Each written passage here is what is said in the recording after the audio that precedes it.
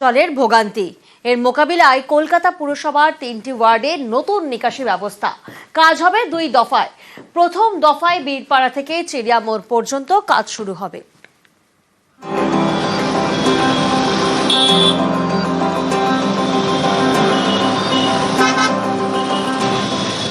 Dumdum road থেকে 7 tank হয়ে চিড়িয়ামোড়। কলকাতা পুরসভার এইসব এলাকায় প্রতি বছরই বৃষ্টিতে জমা জলের ভোগান্তি। হ্যাঁ, ভালোই জল জমে, একটুখানি বৃষ্টি হলে পরেই জল জমে যায়। বিশেষ করে এই জায়গাটায় তো বেশি জল জমে, হাঁটাচলা করাই যায় না। তারপর আমাদের বাড়ির লাইনগুলো বসে গেছে, পাইপগুলো ওইগুলো জল জমে যায়। একটুখানি কোনো কাজ করলে বাথরুমে বসা প্রচুর অসুবিধা হয়। এই জল দুর্ভোগের ছবি বদলাতে উদ্যোগী হয়েছে কলকাতা পুরসভা। ওখানে যে টাকাটা লাগবে প্রায় 28 কোটি প্লাস আছে টাকাটা। আর্টারিয়াল ড্রেনেজ গুলো, বস্তি টস্তি যেগুলো আশপাশের বাড়িগুলো রয়েছে, তাদের যে ড্রেন এক্সিস্টিং রয়েছে সেগুলোকেও ঠিকঠাক করার জন্য প্রায় 12.5 কোটি টাকা দিয়েছে। বীরপাড়ার ডিসিল্টিং করার জন্য, যে চ্যানেলটাতে জল বাগজোলায় যায়, সেখানে ওটা ডিসিল্টিং করার জন্য 1,63,00,000 টাকা দিয়েছে। এই টাকাগুলো কাজ হবে, আমার মনে হয় বছর খানিক লেগে যাবে, সামনের বছরটা লাগবে। পুরনো নিকাশি থাকছে, তৈরি করা হচ্ছে জল বের করার নতুন পথ, নতুন নিকাশি ব্যবস্থা। বীরপাড়ার কাছে কাজ শুরু হয়ে গিয়েছে। দুভাগে কাজ করবে কলকাতা পুরসভা। প্রথম দফায় কাজ হবে বীরপাড়া থেকে চিড়িয়ামোড় পর্যন্ত। এখানে হবে ভূগর্ভস্থ নিকাশি। মাটির নিচে বসবে প্রায় 2 কিলোমিটারের পাইপ। বৃষ্টিতে জল জমলে পাম্প চালিয়ে এই পাইপের মাধ্যমে জল বের করা হবে। বীরপাড়া ড্রেনেজ পাম্পিং স্টেশনের ক্ষমতাও বাড়ানো হচ্ছে।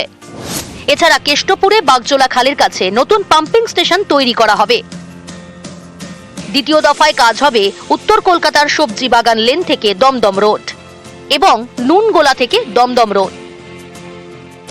নেত্র সিনেমা থেকে শুরু হলো সবজি বাগান অব্দি, সবজি বাগানে গিয়ে শেষ হবে প্রায় 2 কিলোমিটার স্ট্রেচ। এখানে 7-8টা ল্যাটারাল এইগুলো আছে, গলিগুলো আছে। সেখানকার মানুষ বললাম যে 48 ঘন্টা থেকে 72 ঘন্টা অব্দি জলে ডুবে থাকে। তার মধ্যে 48 ব্লক বলে একটা ব্লক আছে, সেই ব্লকটা 50 ফুট দিয়ে যেতে হয়। সেই ব্লকটা 72 ঘন্টারও মাঝে মাঝে তো বেশি জল থাকতো। সেইগুলো কিন্তু একদম জলমুক্তি হয়ে যাবে। এই নয়া নিকাশি ব্যবস্থা চালু হলে জমা জলের দুর্ভোগ অনেকটাই কমবে বলে আশা কলকাতা পুরসভার। তাদের দাবি, এতে উপকৃত হবে Dumdum road, Dumdum station road, Rajabagan, Birpara, 7 tank lane, HK Sheth lane, Umakanta Sen lane ও সবজি বাগান লেনের বাসিন্দারা। এই এলাকাগুলি পড়ে কলকাতা পুরসভার 1 নম্বর বোরোর 2, 3 এবং 4 নম্বর ওয়ার্ডে। এই 3টি ওয়ার্ডের ছোট ছোট নর্দমা গিয়ে মিলবে বীরপাড়ার ভূগর্ভস্থ নিকাশিতে। আমার মনে হয় এটা হলে একটা দীর্ঘমেয়াদী পরিকল্পনা হবে এবং এটা আমাদের আশা করছি এই সমস্যা থেকে আমরা মুক্তি পাব।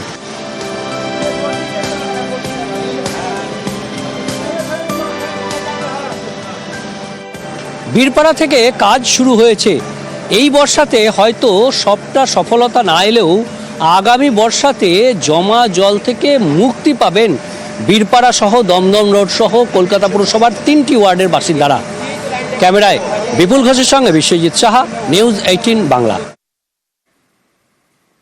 দক্ষিণেশ্বরের পর এবার কালীঘাট। বাংলার নববর্ষের আগে চালু হচ্ছে স্কাইওয়াক।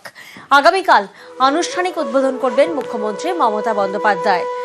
মন্দিরে যেতে 407 মিটার লম্বা স্কাইওয়াক রয়েছে, চলমান সিঁড়ি, লিফট। এই স্কাইওয়াকের দৈর্ঘ্য 450 মিটার এবং প্রস্থ 10.4 মিটার। 450 মিটার লম্বা হবে। স্কাইওয়াকে 3টি সিঁড়ি থাকবে এবং 4টি এসকেলেটর থাকবে এবং স্কাইওয়াকে কিন্তু 3টি লিফটও থাকছে। স্কাইওয়াকের 5 জায়গায় কালীঘাট মন্দিরের আদলে তৈরি করা হবে। বাংলার নববর্ষের আগে চালু হচ্ছে স্কাইওয়াক। আগামীকাল আনুষ্ঠানিক উদ্বোধন করবেন মুখ্যমন্ত্রী।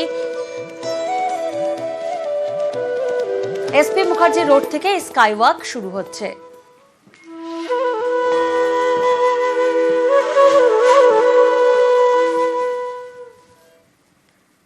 ওয়াকফ আইনের বিরোধিতার নামে লুট, হামলা, দোকানে বাড়িতে তাণ্ডব, অগ্নিগর্ভ মুর্শিদাবাদের বিভিন্ন এলাকা, সুতি, শামশেরগঞ্জের অনেকেই আতঙ্কে ঘরছাড়া।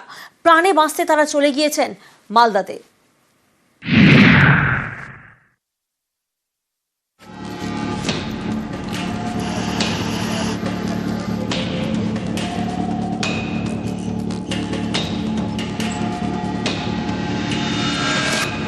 একের পর এক বাড়ি দোকানে হামলা, ভাঙচুর, আগুন, লুট।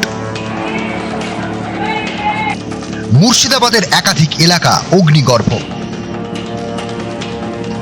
কেন্দ্রের ওয়াকফ আইনের বিরোধিতা, সেই বিরোধিতার নামে মুর্শিদাবাদের শামশেরগঞ্জ সুতির বিভিন্ন এলাকায় তাণ্ডব। অশান্তির আগুনে অনেকের ঘর পুড়েছে, আতঙ্কে অনেকেই ঘর ছাড়া শামশেরগঞ্জ থেকে গঙ্গা পেরিয়ে চলে গিয়েছেন মালদার কালিয়াচকে।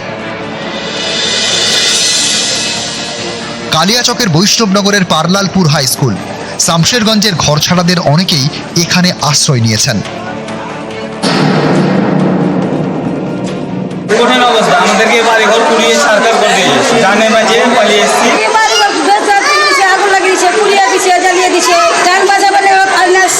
আতঙ্কে এলাকার মানুষ, ঘর সংসার এখন মালদার বৈষ্ণবনগরের পাল্লালপুর হাই স্কুলে। আতঙ্কে ঘর ছাড়া মুর্শিদাবাদ ছেড়ে মালদায় স্কুলে আশ্রয়, খাবারের ব্যবস্থা করেন স্থানীয়রা। শামশেরগঞ্জের ধুলিয়ান, প্রতাপগঞ্জ কিংবা জাফরাবাদ থেকে অনেকেই আশ্রয় নিয়েছেন মালদার বৈষ্ণবনগরে, যাতে প্রাণে বাঁচা যায়।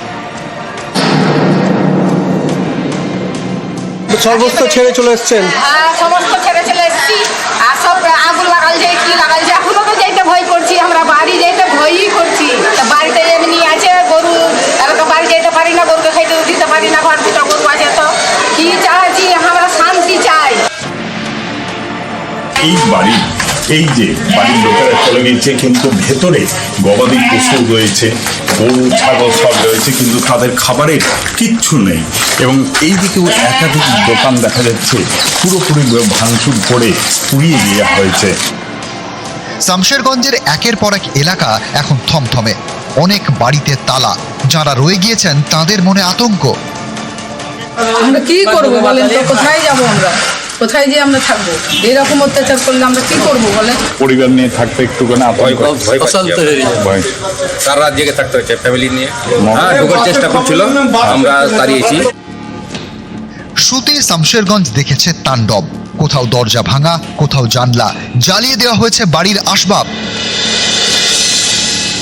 স্থানীয়দের দাবি, শুক্রবার দুপুরে কয়েক ঘন্টা ধরে হামলা চলে। পাথর চালাচ্ছে, যেখানে ওখানে ইট আছে সব ইট টিট ভাঙছে আর পাথর চালাচ্ছে। আমরা গেট টেট লাগিয়ে সব ঘরে ঢুকছি, গেটে ধাক্কা মারছে, লাথি মারছে, গেট ভাঙচি করছে। আমরা তখন আমাদের ছাদ দিয়ে গিয়ে ওই বাড়িতে গিয়ে সব ছিলাম, সবাই ছিলাম। ওয়াকফ আইনের বিরোধিতার নামে হামলা, লুট। শুক্রবারের যে ঘটনা, সেই ঘটনায় চারপাশে যে ভাঙচুর চালানো হয়েছে, সেই ভাঙচুরের ছবি, এবং একই সঙ্গে এই মুহূর্তে এখানে বিএসএফ এর তরফে কিন্তু টহলদারি চালানো হচ্ছে। এবং চারপাশে যে দেখা যাচ্ছে পুরো ধ্বংসাবশেষ, যেভাবে শুক্রবার যে ভাঙচুর চালানো হয় তার সেই ছবি কিন্তু আমাদের ক্যামেরা ধরা পড়ছে। আশেপাশে যে বাড়িগুলি রয়েছে, সেই বাড়িগুলি এফেক্টেড হয়েছে, বা সেই বাড়িগুলির কিন্তু কাঁচও কিন্তু পুরোপুরি ভেঙে ফেলা হয়েছে। স্থানীয়দের মনে আতঙ্ক, ক্ষোভ। এডিজি দক্ষিণবঙ্গ সুপ্রতিম সরকার রবিবার শামশেরগঞ্জে বিক্ষোভের মুখে পড়েন।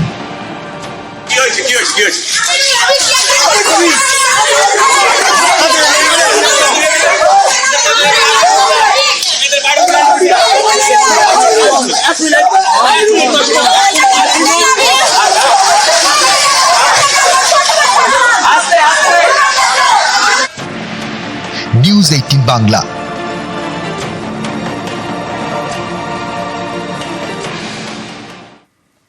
মুর্শিদাবাদের সুতি, ধুলিয়ান, শামশেরগঞ্জে কেন্দ্রীয় বাহিনী, 17 কোম্পানি কেন্দ্রীয় বাহিনী মোতায়েন মুর্শিদাবাদে। কেন্দ্রীয় বাহিনীর সঙ্গে টহলে পুলিশও। এলাকায় ডিজি সহ পুলিশের শীর্ষ কর্তারা।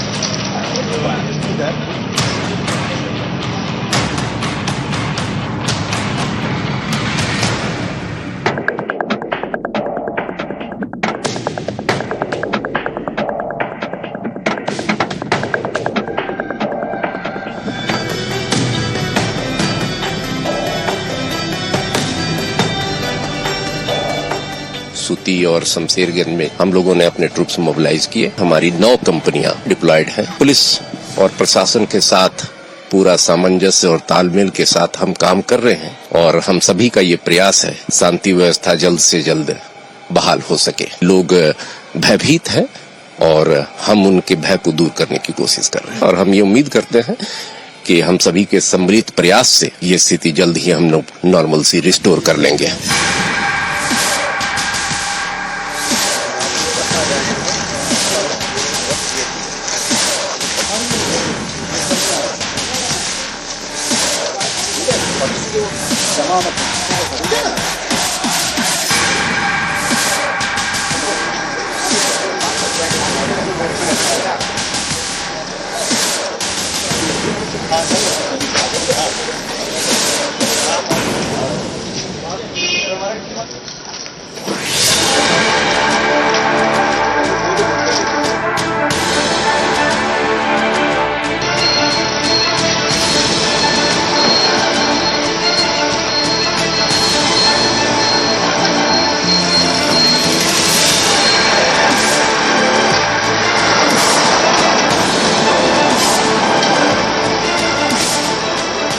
শমশেরগঞ্জ থানা এলাকার বিভিন্ন জায়গাতে পুলিশ পিকেট যেমন রয়েছে, পুলিশ মোতায়েন করা রয়েছে, টহলদারি যেমন চালানো হচ্ছে পায়ে হেঁটে, একই সঙ্গে যে ছবি ধরা পড়ছে এইভাবেই বাইকে করে মোটর ভ্যান পেট্রোলিং যাকে বলা হয় সেই মোটর ভ্যান পেট্রোলিং চালানো হচ্ছে শমশেরগঞ্জ থানা এলাকার বিভিন্ন অলিগলিতে। সেক্ষেত্রে পুলিশ বাহিনী বা জঙ্গিপুর পুলিশ ডিস্ট্রিক্টের যারা পুলিশ কর্মী রয়েছে তারা বাইকে করে বিভিন্ন এলাকাতে পেট্রোলিং দিচ্ছেন। ক্যামেরায় কাঞ্চনের সঙ্গে অমিত, নিউজ 18 বাংলা, শমশেরগঞ্জ। 2011 সালে বাঘের হানায় সুন্দরবনের মৎস্যজীবীর মৃত্যু হয়। 14টা বছর কেটে গেছে। তার পরিবারকে আর্থিক সাহায্যের নির্দেশ দেয় হাইকোর্ট। অনেকেরই প্রশ্ন, আর্থিক সাহায্য পেতে এত বছর সময় লেগে গেল কেন? বন দফতরের দিকে আঙুল তুলেছে সুন্দরবন মৎস্যজীবী ইউনিয়ন।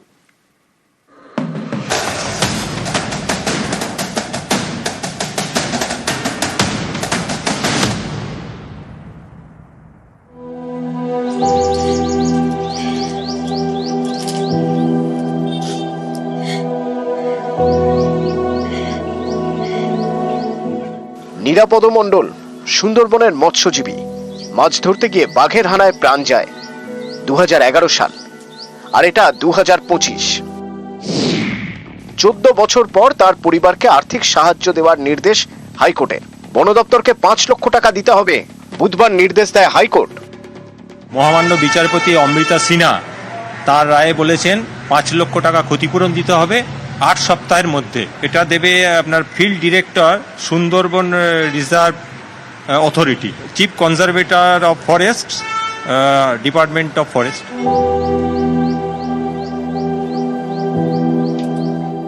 নিরাপদ মণ্ডলের পরিবারের সঙ্গে তালিকায় রয়েছে আরো 2টি পরিবার। তাদেরও আর্থিক সাহায্য করতে বলা হয়েছে, কারণ ওই 2 পরিবারের 2 জন মাছ ধরতে গিয়ে বাঘের হানায় প্রাণ হারিয়েছেন। কেউ 11 বছর আগে, কেউ 6 বছর আগে। অনেকেরই প্রশ্ন, মারা যাওয়ার এত বছর পরে কেন আর্থিক সাহায্য? মৎস্যজীবীদের পরিবারের দাবি, মাছ ধরতে গিয়ে বাঘের হানায় মৃত্যু, নথিপত্র দিয়ে এটা প্রমাণ করাই সমস্যা, তাই বন দপ্তরের থেকে আর্থিক সাহায্যও মেলেনি। শেষমেশ কলকাতা হাইকোর্টে মামলা করা হয়, সেখানেই আর্থিক সাহায্যের নির্দেশ দেন বিচারপতি। মাছ ধরতে যাওয়ার জন্য দেওয়া হয় বোট লাইসেন্স সার্টিফিকেট, বিএলসি। এই লাইসেন্স দেয় বন দপ্তরের সুন্দরবন টাইগার রিজার্ভ। সুন্দরবনের মৎস্যজীবী ইউনিয়নের দাবি, মৎস্যজীবীদের অনেকেরই বোট লাইসেন্স সার্টিফিকেটের মেয়াদ ফুরিয়েছে। বন দপ্তর নতুন লাইসেন্স ইস্যু করছে না, তাই অনেকে নিয়ম ভেঙে অন্যের বোট লাইসেন্স সার্টিফিকেট ভাড়া নিয়ে মাছ ধরতে চান। যে যেমন পেরেছে, যাদের খুব বেশি প্রয়োজন তার হয়তো কেউ 60,000 নিয়েছে, কেউ 70,000 নিয়েছে, এরকম দিয়ে বেলসিটা ভাড়া দেওয়া হচ্ছে। অন্যের বোট লাইসেন্স সার্টিফিকেট ভাড়া নিয়ে যেসব মৎস্যজীবী সমুদ্রে যান, তাদের কারো বাঘের হানায় প্রাণ গেলে সংশ্লিষ্ট পরিবার পড়ে বিপাকে। কারণ খাতায় কলমে প্রমাণ করাই কঠিন যে ওই মৎস্যজীবী সমুদ্রে মাছ ধরতে গিয়েছিলেন। সেক্ষেত্রে বন দপ্তরের আর্থিক সাহায্যও মেলে না। সুন্দরবনের মৎস্যজীবী ইউনিয়নের দাবি, কয়েক দশক ধরে বন দপ্তর নতুন লাইসেন্স ইস্যু করে না, এর জেরেই এত সমস্যা। আমার যেটা মনে হচ্ছে যে এই যারা মারা গিয়েছিল এবং তাদের পরিবারকে এত বছর শুধুমাত্র এই ডিপার্টমেন্টের গাফিলতির কারণে হাইকোর্ট যখন রায় দিয়েছে, নিশ্চয়ই সত্যতা যাচাই করেছে, তাহলে এটা হাইকোর্ট করার দরকার হতো না যদি ওরা নিজেরা একটু সহানুভূতির সাথে দেখত। তারা ভাড়া নিয়ে যাচ্ছে, তার প্রুফ কি? তারা কোথাও কি জানিয়েছে যে আমরা ভাড়া নিয়ে যাচ্ছি? তারা জানাক আমাদেরকে যে আমরা আমাদের কার্ড নেই, আমরা মুখের কার্ড, সে মাছ ধরতে যায় না, তার জিএলসিটা নিয়ে আমরা ভাড়াতে যাচ্ছি। তারা যদি না জানায় তো আমরা তো জানতে পারবো না। দক্ষিণ 24 পরগনা থেকে অনুপ বিশ্বাস, নিউজ 18 বাংলা। প্রেমিকার অপমানের বদলা নিতে গিয়ে প্রাণটাই চলে গেল দুই বান্ধবীর বিবাদের বলি হয়েছেন এক যুবক। শালকিয়ার ঘটনা, শালকিয়ায় যুবককে পিটিয়ে খুন করা হয়, অভিযুক্তরা বেপাত্তার। এই নিয়ে এলাকায় জোর চাঞ্চল্য।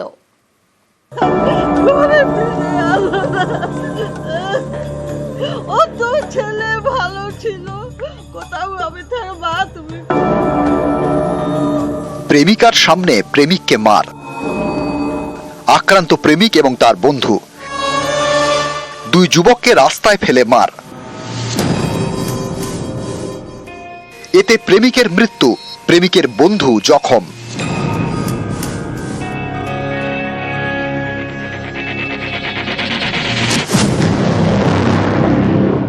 নিহত যুবকের নাম সাগর তিওয়ারি, হাওড়ার শালকিয়ার জগদীশপুরের বাসিন্দা। ওরা সব ডেকে নিয়ে গেছে, ও মেয়েটা নিয়ে গিয়ে তারপরে ফিরে এলো না। 10টা ছেলে মিলে ওকে মাথা মেরেছে, বাঁশ দিয়ে মেরেছে, ডেকে নিয়ে মার্ডার করেছে। ওরা সন্দেহ হচ্ছে কি ওর বাবাটা পয়সা ওরা সবকে দিয়েছে মেয়েটাকে শিখিয়ে, ও মেয়েটা আমার ছেলেকে ডেকে নিয়ে গেছে, ওরা সব তো ফিট করেছে, বড় বড় ছেলে। ঘটনার সূত্রপাত শুক্রবার সকালে দুই বান্ধবীর ঝামেলা ঘিরে। সাগরের প্রেমিকার সঙ্গে তারই এক সহপাঠীর গোলমাল হয়। দুজনেই ক্লাস 9-এর ছাত্রী। দুই বন্ধুর ঝামেলায় জড়ান তাদের প্রেমিকরা। সাগরের প্রেমিকাকে তার বন্ধুর প্রেমিক মনু শর্মা অপমান করেন বলে অভিযোগ। প্রেমিকার অপমানের বদলা নিতে সুর চড়ান সাগর। এসবই চলছিল মোবাইল ফোনে। সামনাসামনি বোঝাপড়ার জন্য হাওড়ার বামনগাছিতে জড়ো হয় দুপক্ষ। স্কুল পড়ুয়া প্রেমিকার সঙ্গে সাগর এবং তার দুই বন্ধু, এই 4 জনের মধ্যে একজন টোটো চালক, তিনি গাড়ি থেকে নামেননি। প্রেমিকা এবং বন্ধু সিদ্ধার্থকে নিয়ে এগিয়ে যান সাগর। অন্যদিকে 10-12 জনকে নিয়ে যায় মনু শর্মা। বেধড়ক মারধর করে সাগর এবং সিদ্ধার্থকে। তারা গুরুতর জখম হন। টোটোয় করে তাদের হাওড়া হাসপাতালে নিয়ে যাওয়া হয়। শনিবার রাতে হাসপাতালে মারা যান সাগর তিওয়ারি।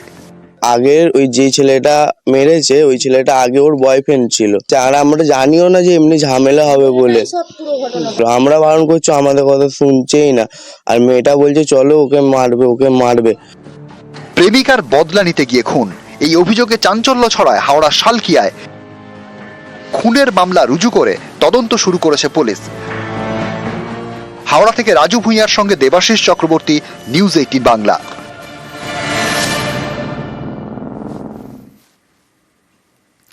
গত বছর বর্ষায় সিসামারা নদীর বাঁধ ভেঙে বিপত্তি, ভেসে যায় নদী পাড়ের বিস্তীর্ণ এলাকা। এবার সেই বাঁধই সারানোর কাজ শুরু হয়েছে। গত বছর বর্ষায় নদী বাঁধে ভাঙন, সেই বাঁধই সংস্কারের কাজ শুরু করলো সেচ দপ্তর।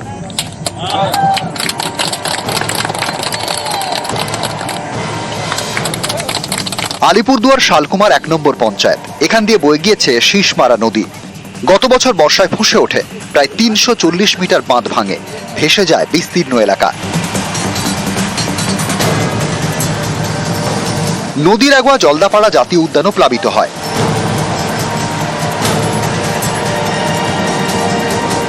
এক বছরের মধ্যেই নদী বাঁধ সারাতে উদ্যোগ নেয় সেচ দপ্তর। 340 মিটার বাঁধের জন্য বরাদ্দ করা হয় 1,09,00,000 টাকা। টাকা বরাদ্দ হয়েছে আগেই, এবার কাজ শুরু। রবিবার ভার্চুয়ালি বাঁধ সারানোর কাজের উদ্বোধন করেন সেচ মন্ত্রী মানস ভূঁইয়া। অনুষ্ঠানে ছিলেন আলিপুরদুয়ারের বিধায়ক সুমন কাঞ্জিলাল। আমরা চাইছি যত তাড়াতাড়ি এই 340 মিটার বাঁধের যে প্রোটেকশন ওয়ার্ক, সেই কাজটা সম্পূর্ণ হোক। এলাকার বাসিন্দারা গত 2 বছর খুব আতঙ্কে কাটিয়েছে বর্ষার সময়। আমরা আশা করছি যে তাদেরকে কিছুটা হলেও আমরা আতঙ্ক মুক্ত করতে পারবো। একটা স্থায়ী বাঁধের নির্মাণ হচ্ছে। গত বছর নদীর বাঁধ ভেঙে ভোগান্তি, সেই বাঁধই সারানোর কাজ শুরু, এতে স্বস্তিতে নদী পাড়ের বাসিন্দারা। এই বাঁধ নির্মাণের ফলে এতদ এলাকার সমস্ত জনগণের উপকার হলো। এতদিন ছিল না, আমরা খুব ভয়াবহ হয়ে ছিলাম। এই বাঁধটা যদি হয়, এর থেকে আমরা খুশি, আর কিচ্ছু হব না। আলিপুরদুয়ার থেকে রাজকুমার কর্মকার, নিউজ 18 বাংলা।